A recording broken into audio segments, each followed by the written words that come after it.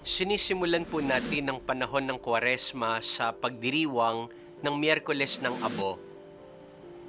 Ang Kwaresma ay binubuo ng 40 araw bilang pagtulad kay Jesus na gumugol ng 40 araw ng pag-aayuno sa ilang.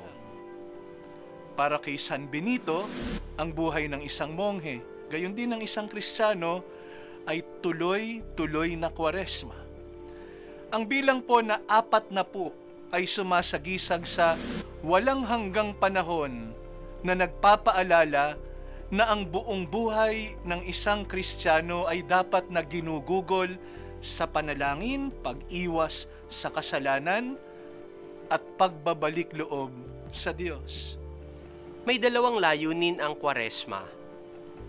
Panahon ng pagtitika at pagsisisi sa kasalanan at panahon ng paghahanda sa binyag.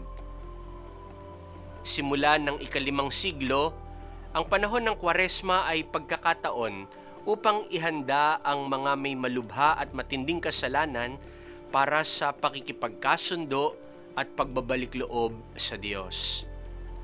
Sa pagsisimula ng Kwaresma, naglalagay sila ng abo at nagsusuot ng sakong damit bilang tanda ng pagsisisi sa kasalanan at pagtitika. Inihahanda rin kapag Kwaresma ang mga bibinyagan sa magdamagang pagdiriwang ng Pasko ng Pagkabuhay ng Panginoon o Easter Vigil. Sa panahon ng paghuhubog at paghahanda, nakikinig sila sa salita ng Diyos, nag-aaral ng pananampalataya, at nagsasanay sa panalangin at pagsamba. Noong ika-5 siglo, ang Kwaresma ay hindi na lamang para sa mga nagkamit ng matitinding kasalanan at naghahanda sa binyag, kung hindi para na sa lahat ng mga Kristiyano. Panahon ito ng pag-aayuno, pangingilin, paglilimos at pagmamalasakit sa mga dukha, pakikinig sa salita ng Diyos at pananalangin. Ang pag-aayuno ay paalaala sa bawat Kristiyano na talikdan ng kasalanan at kasamaan.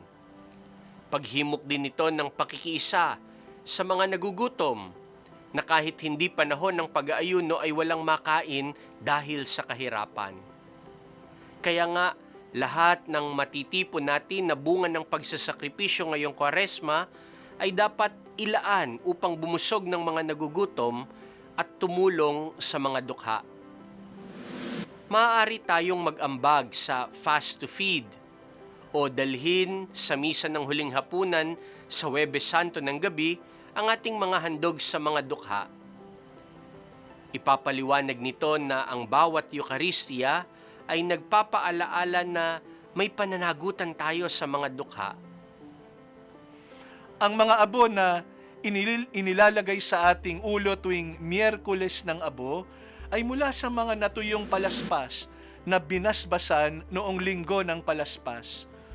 Tunay ngang lahat ng makamundong kaluwalhatian ay naglalaho.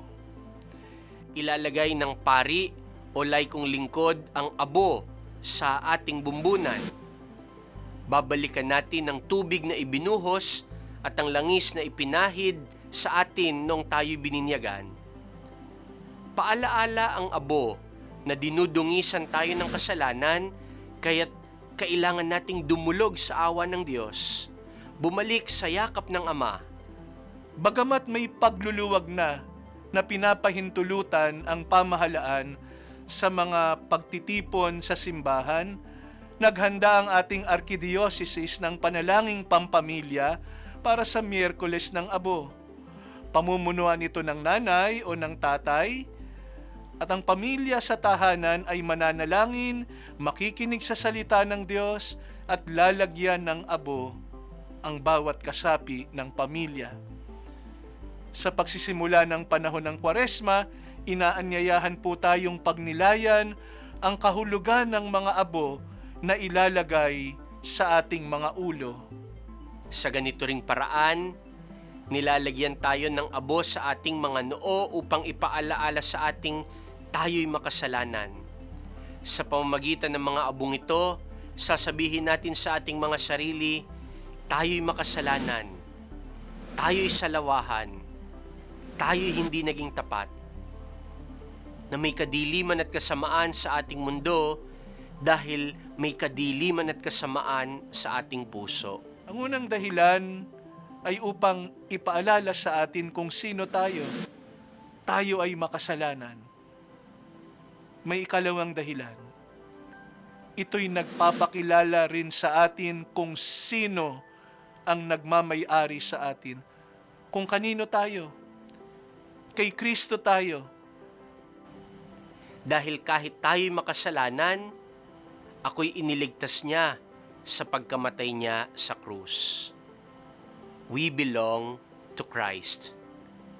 We are His. Because all of us, even though we are sinners, have been saved and redeemed by His death on the cross. Ngunit higit pa rito, ang abo na ilalagay sa ating ulo ay nagpapakilala sa atin kung sino ang ating Diyos.